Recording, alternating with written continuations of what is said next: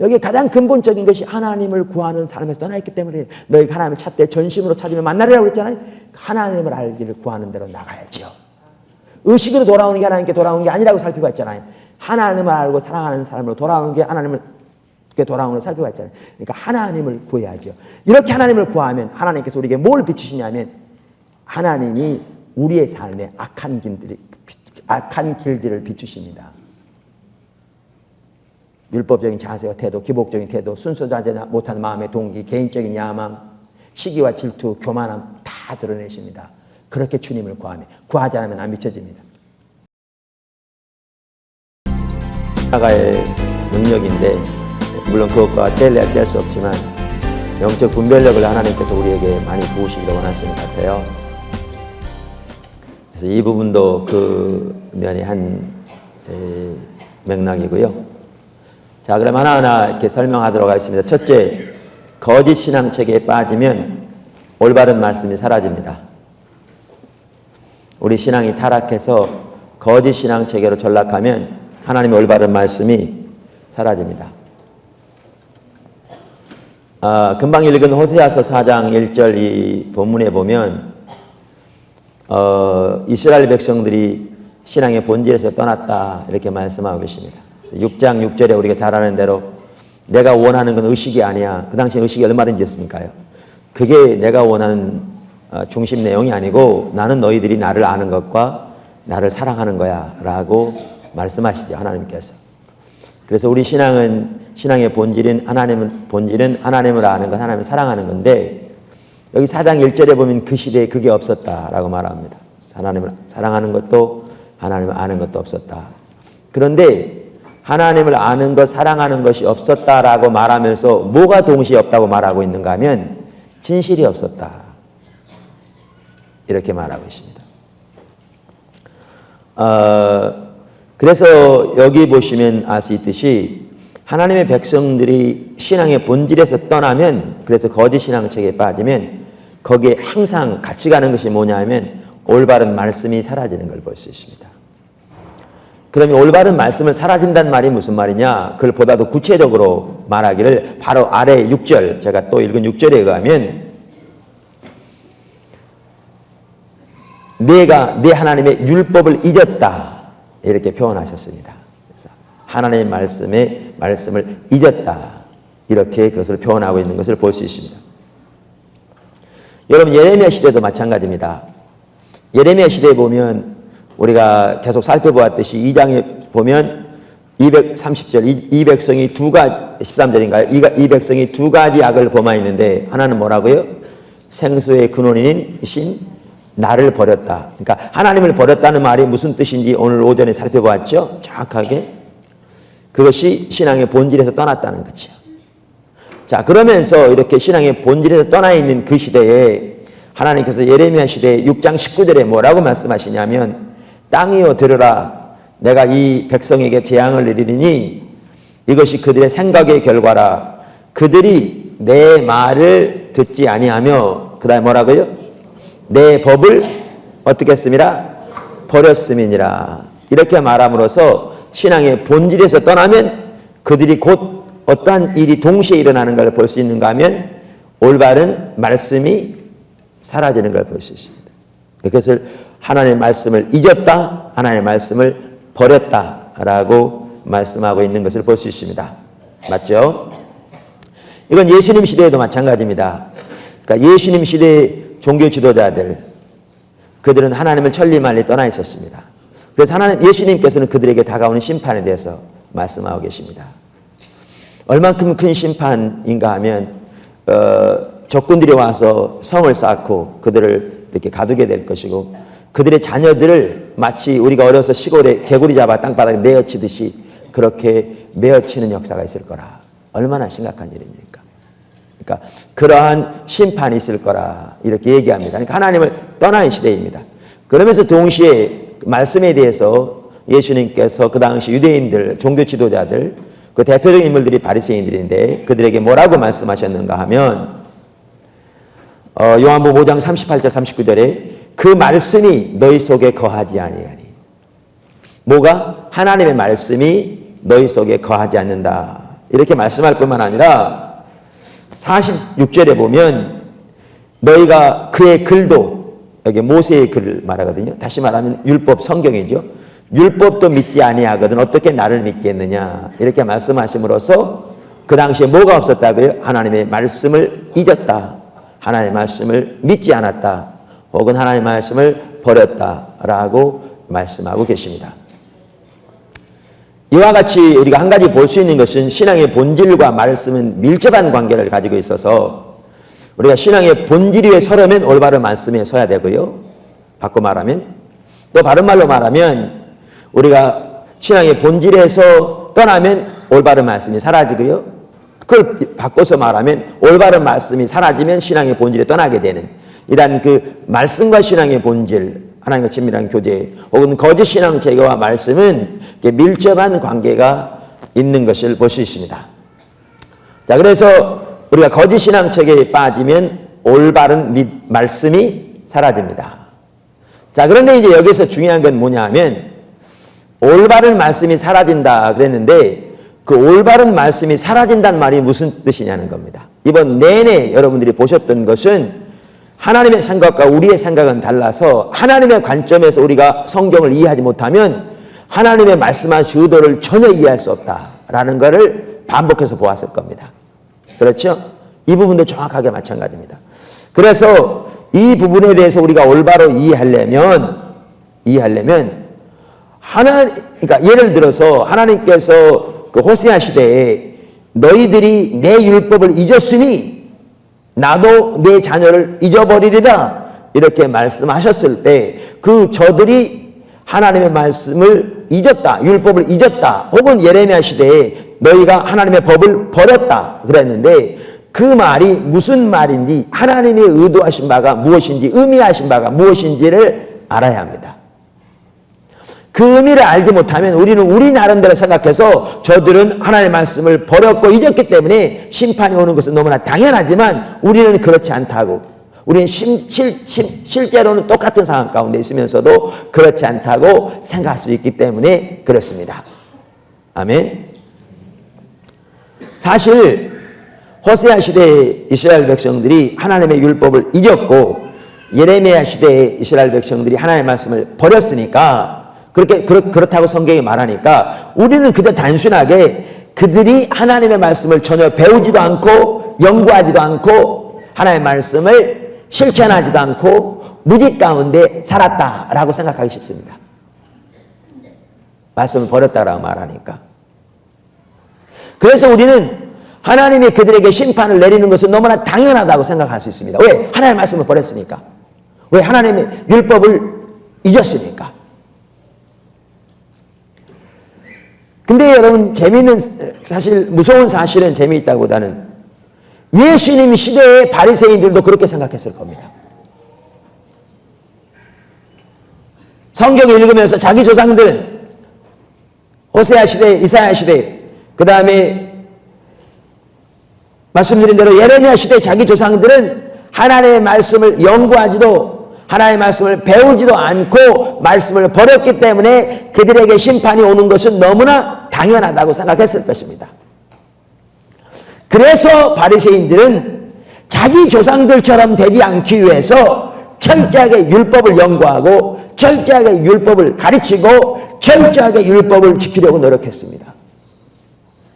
사실 그들이 얼마나 율법을 철저하게 지키려고 노력했는지 예수님도 인정하셨습니다.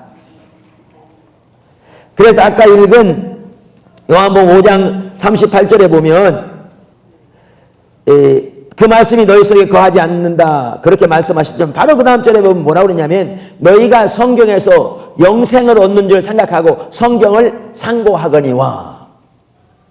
그 당시 바리새인들이 얼마나 철저하게 성경을 배우고 연구했는지 예수님도 지금 인정하고 계십니다.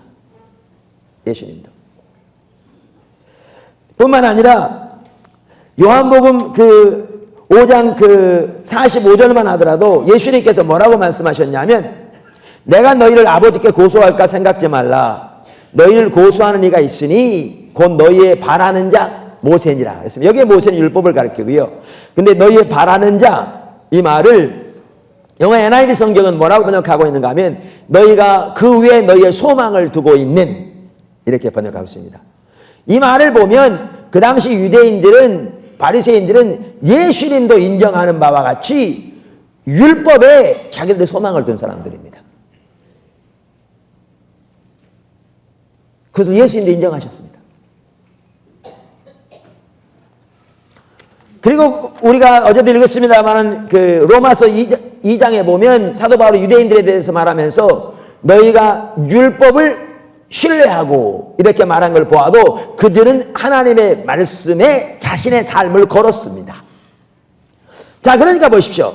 예수님 당시의 바리새인들은 호세아 시대에, 예레미야 시대에 자기 조상들이 하나님의 말씀을 잊어버렸고 하나님의 말씀을 버렸기 때문에 심판이 온 것을 알아서 자기들은 그들처럼 되지 않기 위해서 그토록 철저하게 말씀을 연구하고 말씀을 배우고 말씀을 가르치고 말씀을 전하고 말씀대로 살려고 노력했습니다. 그러니까 그들은 그 성경 구절을 읽을 때 자기들은 당연히 그들과는 다르다고 생각했을 겁니다. 무슨 얘기인지 아시죠?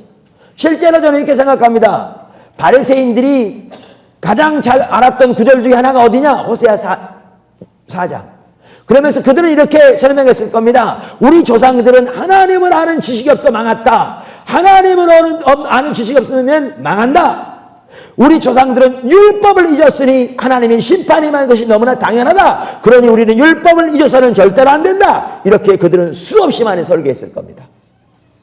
여러분 그렇게 생각하지 않으십니까? 수없이 많이 그렇게 생각했을 겁니다. 근데 문제는 하나님의 관점에서는 호세아 시대의 이스라엘 백성들과 바리새인들이 똑같았다는 겁니다.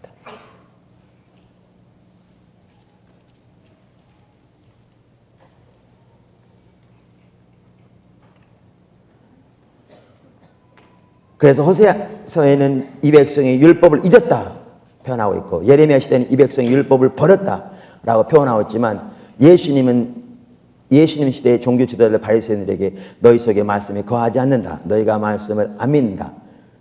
표현은 다를지 모르지만 똑같은 말씀을 하셨습니다. 이게 하나님의 관점을 이해하는 것의 중요성입니다.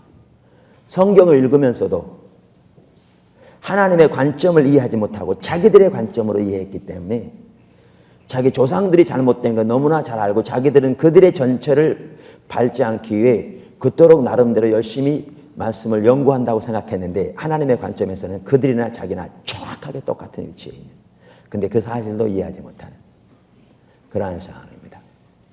심각성을 보시겠습니까? 이게 오늘날 우리의 문제이기도 합니다. 우리는 호세아나 예레미야서를 읽을 때 정확하게 바리새인처럼 그렇게 생각하기 때문에 그게 우리의 문제인지 모릅니다. 왜? 우리는 교회에서 열심히 성경 공부하고 교회 가서 날마다 주일날이면 하나님의 말씀 전파된 걸 듣고 또 나름대로 말씀대로 살려고 노력하기 때문에.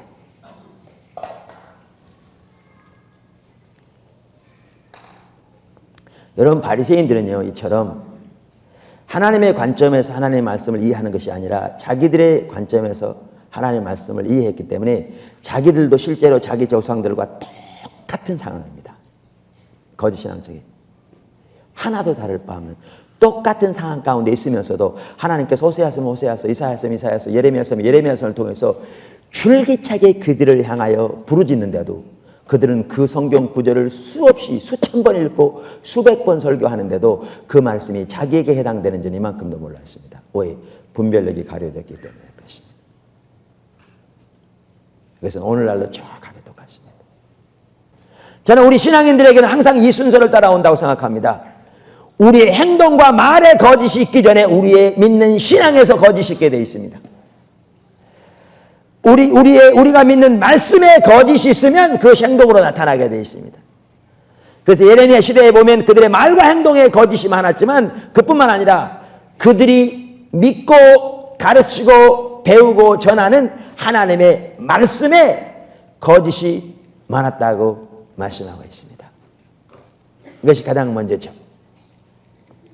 자, 그러면 하나님의 말씀에 그 당시에 거짓이 많았다는 말은 그럼 무슨 뜻인가? 무슨 뜻인가? 역시 그 의미를 알아야 되잖아요. 그죠? 자, 그럼 하나하나 살펴볼 텐데, 여기서 말씀하신 거짓은 거짓된 교리, 잘못된 교리를 말하는 게 아닙니다.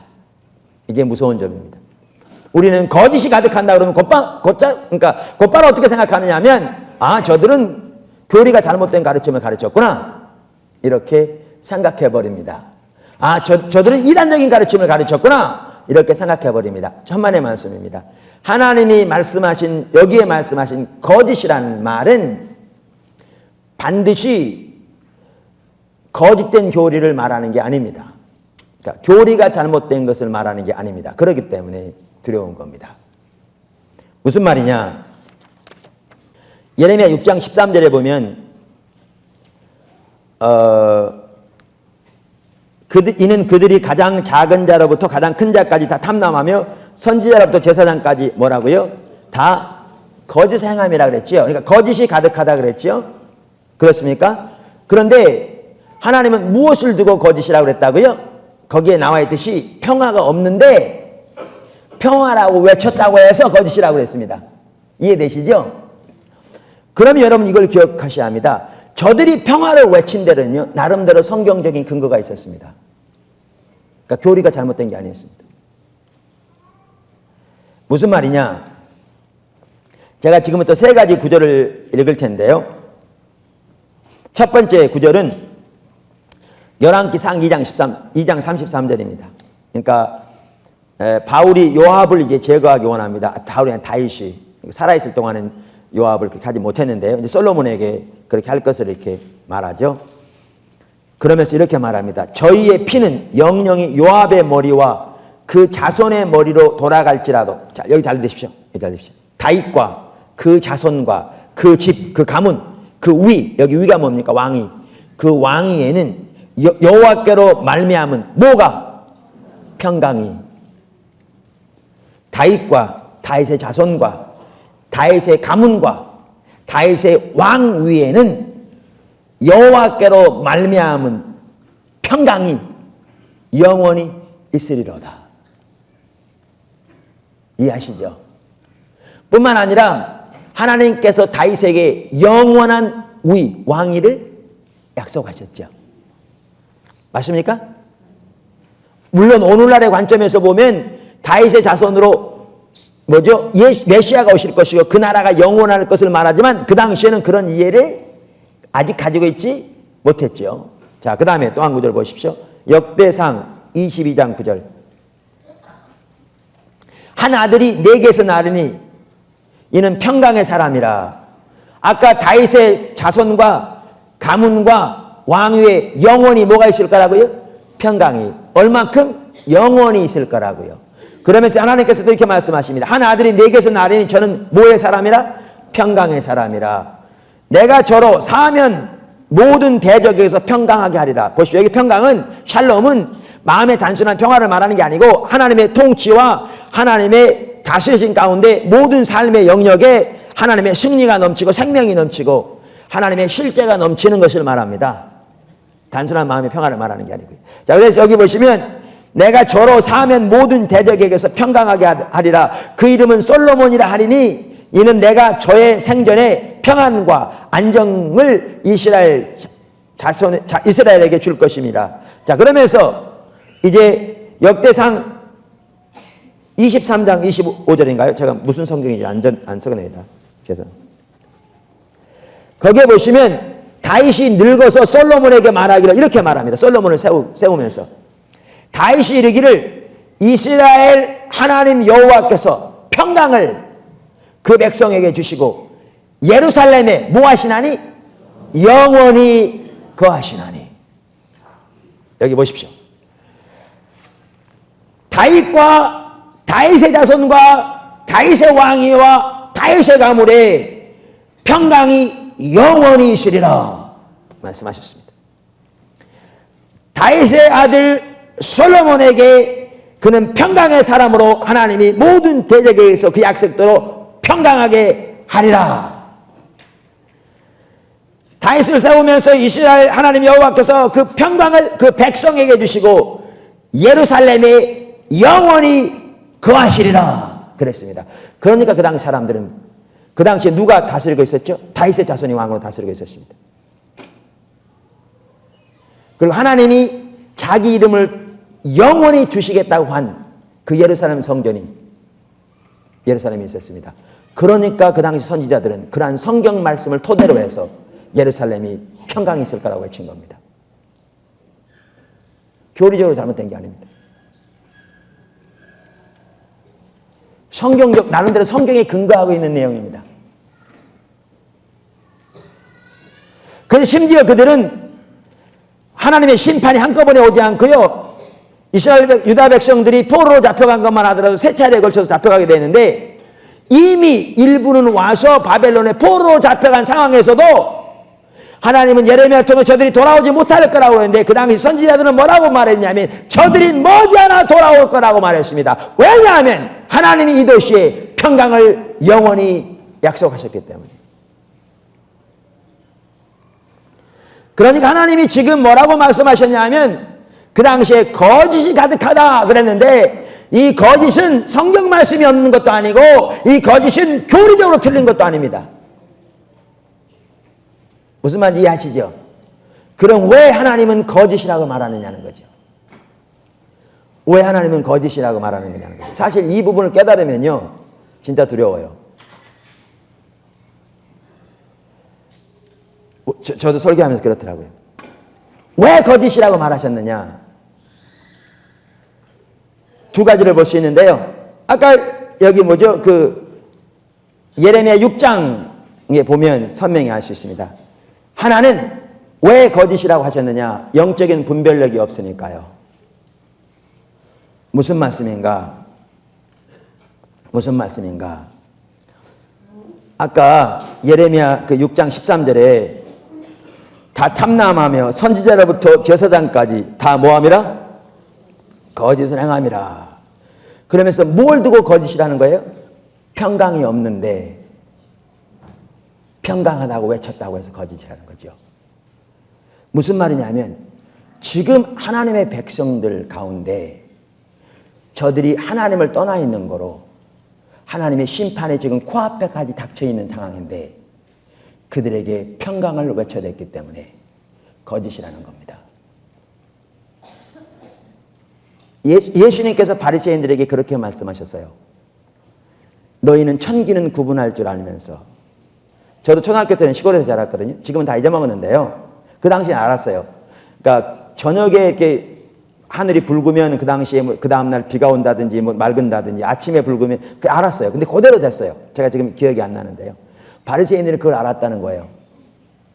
그랬는데 그 시대는 분별하지 못한다고 그랬죠. 여러분 보실래요? 그들은 그 엄청난 성전을 보고 자부심을 가지고 있었습니다. 예수님은 그 성전을 보시면서 우시면서 다가오는 심판에 대해서 얘기하셨는데 그들이 영적인 분별력을 가지고 그 시대를 분별하지 못하니까 그들이 전한 메시지는 나름대로 성경에 기초한 교리적으로는 옳은 말씀인지 몰랐지만 실제로는 거짓이었습니다. 두려운 얘기입니다. 오늘날 이 시대를 분별하지 못하면 우리의 전하는 말씀이 거짓이 될 수 있습니다. 왜 거짓인가? 신앙의 본질을 모르니까 거짓입니다. 무슨 말씀입니까? 우리가 이미 살펴본 대로 예레미야 2장 13절에 이 백성이 두 가지 악을 범했는데 하나는 생수의 근원이신 하나님을 버렸다. 지금 하나님을 멸시하고 버린 상태입니다. 그리고 우리가 낮에 살펴본 대로 하나님을 버리면 하나님도 우리를 버리시고 그러면 하나님이 우리에게서 그 임재를 거두시고 실제를 거두시면 우리에게는 어떠한 승리도 실제로 있을 수 없습니다. 그러니까 죄가 가득한 것은 너무너무 당연한 결과고 억압이 가득한 것은 너무너무 당연한 결과고 세상이 가득한 것은 너무너무 가득한 결과고 탐심과 미움과 다툼과 나눠짐이 가득한 것은 너무너무 당연한 결과고 간음과 음란과 사슬이 가득한 건 너무너무 당연한 결과고 도적질이 가득한 것도 너무나 당연한 결과입니다. 그거는 그렇게 될 수밖에 없습니다. 그런데 그들에게 평화로 외치니 거짓말이라는 겁니다. 그게 교리적으로는 맞을지 몰라도. 그러면서 이렇게 얘기하십니다. 여러분 아까 보십시오. 우리 신앙은 신명기 30장에 뭐라고요? 너희가 하나님을 사랑하고 그 모든 길로 행하며 그 명령과 규례를 지키라. 신명기 6장 4절 쉐마 들으라 이스라엘아 여호와는 오직 하나이신 여호와시니 너희는 마음과 뜻과 성품을 다하여 주 너희 하나님을 사랑하라. 하나님을 사랑하는 게 가장 먼저입니다. 우리의 존재를 다하여 하나님을 사랑한다는 말은 사랑하는 게 먼저입니다. 그리고 하나님을 사랑하고 뭘로 행하는 것? 그 길로 행하고 그리고 그 토대 위에서 말씀과 규례를 지키는 것이 그러니까 명령과 규례를 지키는 것이 가능합니다. 근데 타락하면 하나님 중심적인 삶에서 타락하면 자기 중심적인 삶으로 되는데 자기 중심적인 삶의 한 가지 특징은 오늘 오후에 이기수 목사님 통해서 말씀하신 것처럼 인본주의, 다시 말하면 자기 마음에 강팍한 대로 행하는 거죠. 아무리 예수를 믿어도 그렇게 되게 돼 있습니다. 이처럼 하나님을 떠나서 생명이 거쳐져 있어서 자기 마음에 강팍한 대로 행함으로 온갖 억압과 온갖 죄와 우상숭배와 음란과 사슬이 가득한 그 시대에 그것을 전혀 분별하지 못하고 신앙의 본질 하나님의 관점을 모르니까 영적인 분별이 가려져 있으니까 분별하지 못하고 그들에게 평화를 외치니 그게 거짓이라는 겁니다. 제가 읽어보겠습니다. 여기 예레미야 7장 23절 오직 내가 이것으로 그들에게 명하여 이르기를 너희는 내 목소리를 들으라. 그리하면 나는 너희 하나님이 되겠고 너희는 내 백성이 되리라. 너희는 나의 명한 길 모든 길로 행하라. 그리하면 복을 얻으리라 하였으나 그들이 청종치 아니하며 귀를 기울이지도 아니하고 자기의 악한 마음에 꾀와 강팍한 대로 행하여 그 등을 내게로 향하고 그 얼굴을 향치 아니하였으며 너희 열조가 애굽 땅에서 나온 날부터 오늘까지 내가 내 종 선지자들을 너희에게 보내었으되 부지런히 보내었으나 너희가 나를 정정치 아니하며 귀를 기울이지도 아니하고 목을 곧게 하여 너희 열조보다 더 악을 행하였느니라. 그게 그들의 상태입니다. 근데 23장 16절을 보십시오. 그들에게 뭐라고 그랬는지 만군의 여호와께서 같이 말씀하시되 너희에게 예언하는 선지자들의 말을 듣지 말라. 그들은 너희에게 헛된 것을 가르치나니 그들의 말한 묵시가 자기 마음으로 말미암는 것이요 여호와의 입에서 나온 것이 아니니라. 항상 그들이 나를 멸시하는 자에게 이르기를 너희가 평안하리라 여호와의 말씀이니라 하니 왜 거짓인지 보이십니까? 하나님의 관점에서 하나님을 멸시하고 떠난 자에게 그래서 하나님을 사랑하고 하나님의 길로 행하며 하나님의 명령과 규례를 지키는 것이 아니라 자기 목적을 위해 하나님은 수단에 불과하고 그래서 그 목적을 이루어달라고 하나님께 의식하는 것은 가득할지 몰라도 자기의 마음에 강팍한 대로 행하는 하나님을 멸시하여 대적하는 자들에게 그래서 심판이 코앞에까지 하는 그들에게 평안하리라 하니 거짓이라는 겁니다. 그러면서 그 말을 듣지 말라고 말합니다. 이게 왜 거짓인지 보이십니까? 그러면 오늘날이 보이십니까? 안 보이십니까?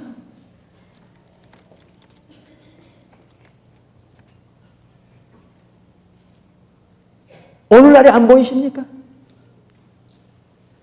오늘날 성도들이 예레미야 시대의 성도들처럼 정확하게 신앙의 본질인 하나님을 알고 존재를 다하여 사랑하는 삶에서 떠나 신앙의 모양은 있을지 모르지만 자기 목적을 위해 살며 하나님은 자기 목적을 위한 수단에 불과하며 그래서 하나님을 사랑하고 하나님의 모든 길로 행하며 하나님의 명령과 규례를 지키는 것이 아니라 자기 마음에 강팍한 대로 행하여 하나님을 멸시하고 떠나 하나님의 실제가 거쳐 있으므로 예레미야 시대처럼 우리 가운데 어떠한 진정한 영적 승리도 없이 온갖 죄와 억압이 가득하며 음란과 사슬이 가득하며 싸움과 다툼이 가득한 그 시기에 복을 외치니 나름대로 성경에 나온 말씀인지 몰라도 그것이 거짓이라는 겁니다. 이사야서를 보십시오. 30장 9절 이사야 30장 9절 대저 이는 패역한 백성이요 거짓말하는 자의 자식이요 여호와의 법을 모하기 듣기 싫어하는 자식이라. 그들이 선견자에게 이르기를 선견하지 말라. 선지자에게 이르기를 우리에게 정직한 것을 보이지 말라. 부드러운 말을 하라. 거짓된 것을 보이라. 너희는 정로를 버리며 첩경에서 돌이키라. 이스라엘의 거룩한 신 자로 우리 앞에서 떠나시게 하라 하는도다. 보실래요? 신앙이 타락하면 하나님의 백성들은 거짓을 좋아하게 되어 있습니다. 아까 우리가 그 읽은 그 거짓 가득한 것도 뭐라고 그랬어요? 거기 예레미야서에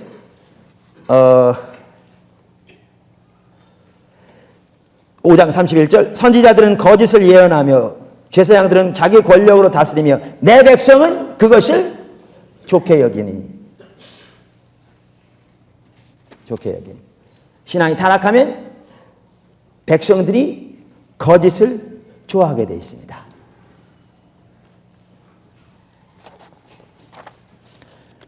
말씀드린 대로 예레미야 시대에도 마찬가지였습니다. 여러분, 죽은 정통주의, 로이드 존스 목사님이 말한, 그분은 죽은 정통주의라고 그러죠. 제가 말한 율법주의를 죽은 정통주의라고 그래요. 그러면 죽은 정통주의의 특징이 뭐냐? 부드러운 메시지를 원한다고요. 왜 그런 줄 아십니까? 신앙생활 해도 결국 자기 목적을 위한 하나님의 수단에 불과해요. 그러니까 자기 목적, 자기가 원하는 것을 채워줄 메시지를 원하는 겁니다. 그러니까 거짓을 원한다고 말합니다. 자기를 고무시켜주는 말씀. 자기의 약간 유익을 주는 말씀.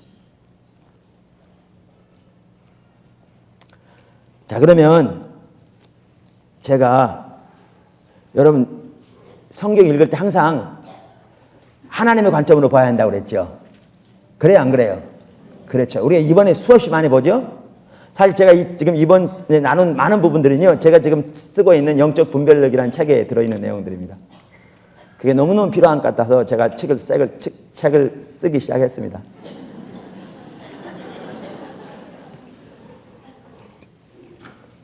근데 자, 여러분 우리가 이걸 보아야 합니다. 참 우리가 어리석은 게요. 아까 이사야 시대의 사람들이 뭐라고 그랬다고요? 하나님께 뭐라고 이렇게 말했대요. 지금 하나님 하신 얘기예요. 제가 다시 읽을까요? 이사야 시대 이스라엘 백성들 하나님께 이렇게 얘기했다는 거예요. 대저 이는 패역한 백성이요 거짓말하는 자식이요. 왜 그런지, 왜 패역하라고 그런지 나옵니다. 왜 거짓말하는 자식이라고 말은 나오는 거예요? 여호와의 법을 저들이 어떻게 하며 듣기 싫어하며 그들이 선지자가 비슷한 말이에요. seer라고 그러는데 선견자에게 이르기를 뭐라고 말한다고요? 우리에게 선견하지 말라. 선지자에게 이르기를 우리에게 정직한 것을 보이지 말라. 우리에게 부드러운 말을 하라. 우리에게 거짓된 것을 보이라. 선지자에게 또 말하기를 당신들은 정로를 버리며 첩경에서 올바른 길에서 돌이키세요. 저 멀리 떠나세요. 이스라엘의 거룩한 그분으로 하여금 우리에게 떠나게 하세요. 이렇게 말했다는 거예요. 하나님의 말씀은 그래요, 안 그래요? 그렇죠. 맞지요? 그러면 진짜 그 당시 이스라엘 백성들이 하나님께 그렇게 얘기했다고 생각하십니까? 그렇게 여러분 어리석으십니까?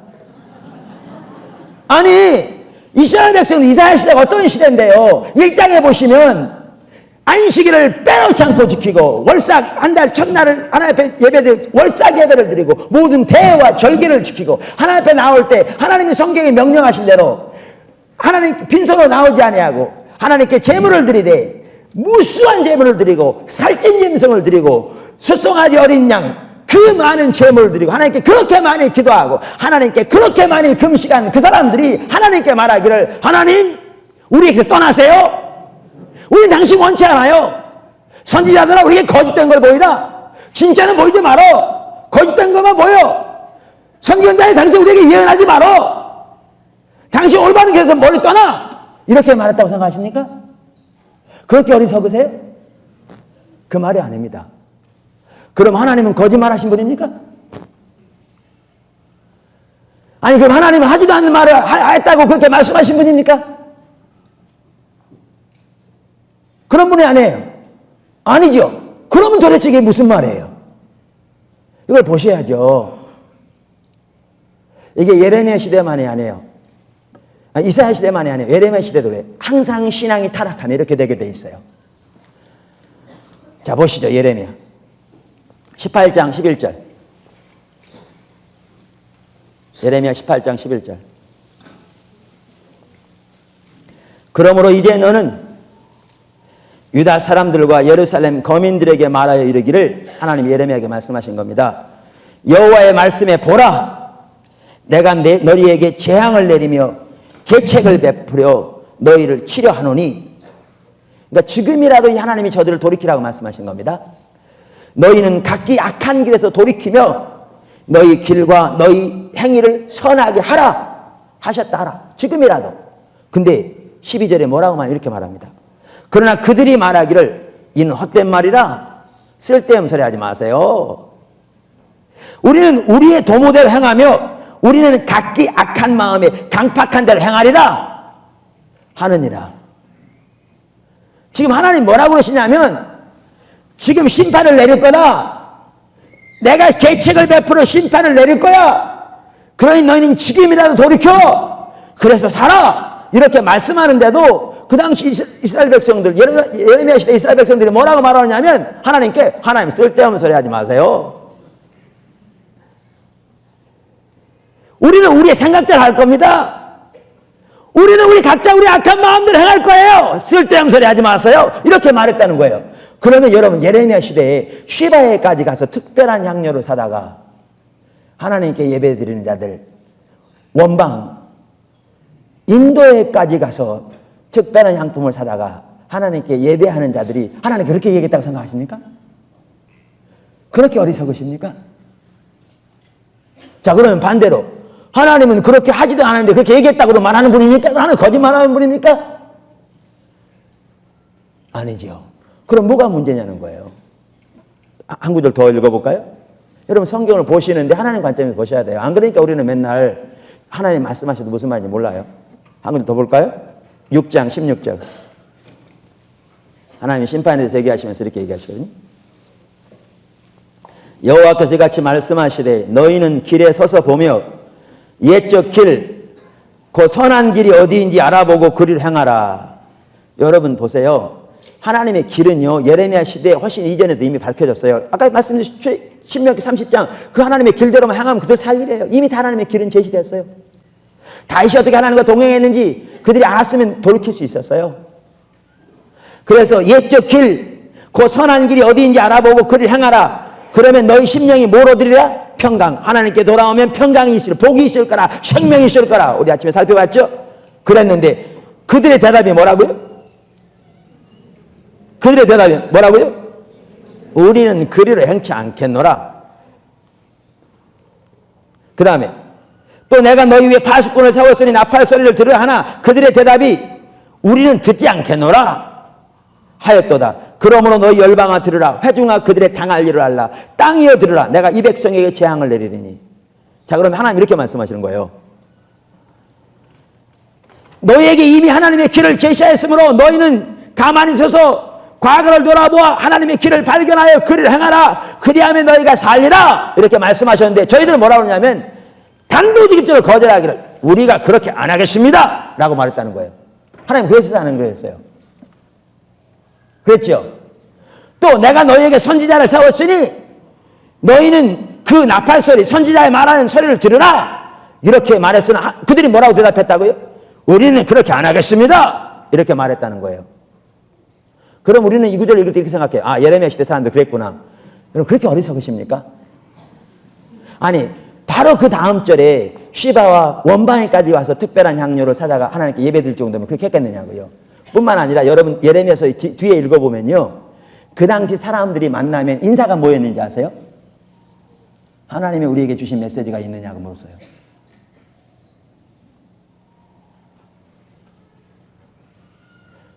여러분 친구 만나면 인사가 하나님이 내게 주신 메시지 있어? 이렇게 묻는 분 손 들어보세요. 예?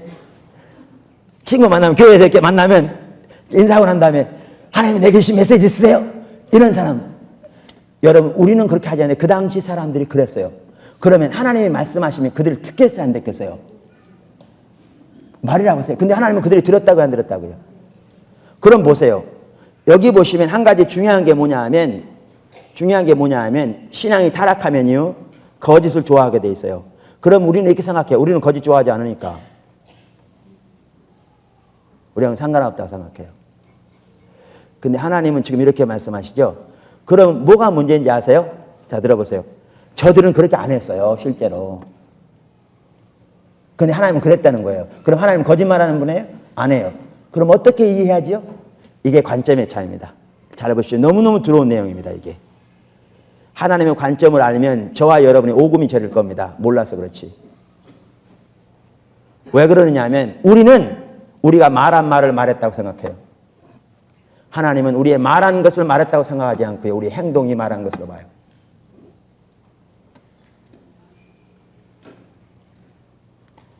다시 말합니다. 하나님은 우리는 우리가 말한 것을 말했다고 봐요. 그러니까 그 당시 예레미야 시대 이스라엘 백성은 그렇게 말 안 했어요. 그러니까 말 안 하는 줄로 알겠죠. 여러분 그렇게 어리석게 말했다고 생각하십니까? 말 안 했어요. 근데 하나님은 우리의 행동이 우리의 말하는 것으로 이해해요. 그들은 말로는 하나님 우리에게 주신 말씀이 있냐? 그렇게 사모할 정도였어요. 시바와 원방에까지 가서 향품을 사서 하나님께 드릴 정도였어요. 그러나 그들의 삶의 가치관에는 실제로는 하나님을 경외함, 하나님의 주권이 이미 멀어져 있어요. 하나님의 수단에 불과하기 때문에 하나님께서 아침부터 저녁까지 불렀죠. 예를 들어 예레미야를 통해서. 그러나 그들은 그들의 관점이 달랐기 때문에 전혀 예레미야 말씀을 안 받아들이고 자기의 마음에 강팍한 그대로 행한 대로 행했어요.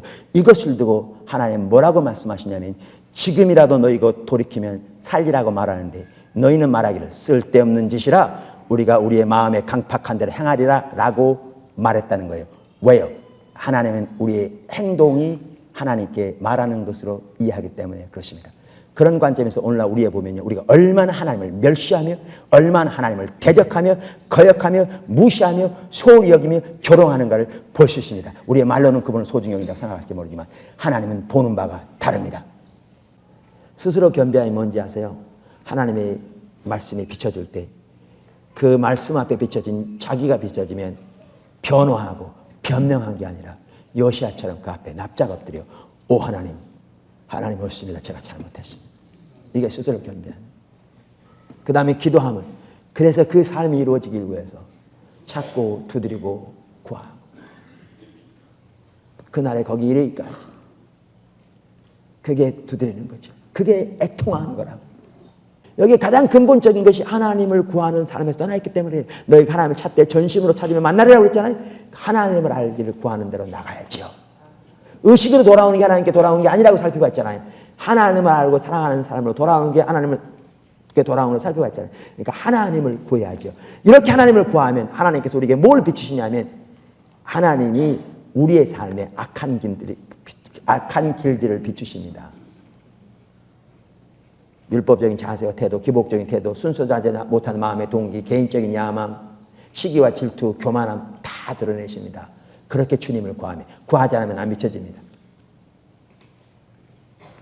안 비춰집니다. 구하지 않으면 안 비춰집니다. 여러분 그래서 로마서 2장 보십시오. 그러니까 그렇게 율법을 가지고 있고 하나님의 지혜와 진리를 본체를 율법 가운데 가지고 있고 하나님을 자랑하니까 자기들이 빛이라고 스승이라고 이렇게 말하는 그들에게 바로 그 다음 절에 뭐라고 하는지 아십니까? 그러면 너희가 왜 도둑질하지 말라고 가르치면서 너희는 도둑질하느냐? 무슨 말인지 아세요? 하나님 그분 자신을 구하지 않으면 비춰지지 않게 되어 있습니다. 자기 자신이. 교리적으로만 할 뿐이죠. 그래서 사람을 의지하는 것, 인간적인 수단과 방법을 따라 행하는 것, 그릇된 마음의 동기와 자세, 이 하나하나가 하나님께 악한 길이라고요. 그렇게 주님을 구할 때 하나님이 비추십니다. 그러면서 하나하나를 버리고 돌이키고 삶을 조정하여 주와 동행하는 삶 가운데 세워질 때 그때에 주님이 오시고 사하시고 회복하시며 운행하시기 시작하십니다. 그게 세워지는 길입니다. 그런데 그렇게 세워질 때 가장 필수적인 게 뭐냐? 말씀 앞에 떠오르는 자세입니다. 왜곡돼도 말씀이 거짓만 진정한 말씀을 가르칠 때 거짓이 팽배한 반면에 돌이키는 길도 올바른 말씀에 정직함으로 엎드려 서는 게 그게 회복될 수 있는 길입니다.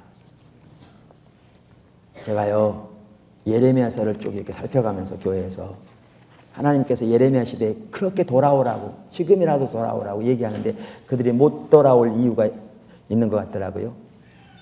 여러 가지 있겠지만 왜 못 돌아오느냐? 하나는 안 보이니까 못 돌아오는 겁니다. 떠난지를 모르는데요. 무슨 악을 행하고 있는지를 모르는데요. 말씀을 버렸다니요. 자기들은 말씀이 있으니 지혜롭다고 자부하고 있는데 안 보이니까 못 돌아온 거예요. 두 번째는 보이더라도 하나님께 돌아오려면 악한 길을 버리는 것이 포함되기 때문에 자기의 삶에 근본적인 전환과 수설이 필요한데 대가지불이 필요한데 그것이 두려워서 못 따라가는 거죠. 오늘날도 그런 경우가 너무나 많습니다. 하나님께서 우리에게 자비와 긍휼을 베푸셔서 진실로 하나님께로 우리를 돌이켜 주시기를 소원합니다. 그래서 거짓 신앙책의 자기중심적인 삶, 하나님의 수단을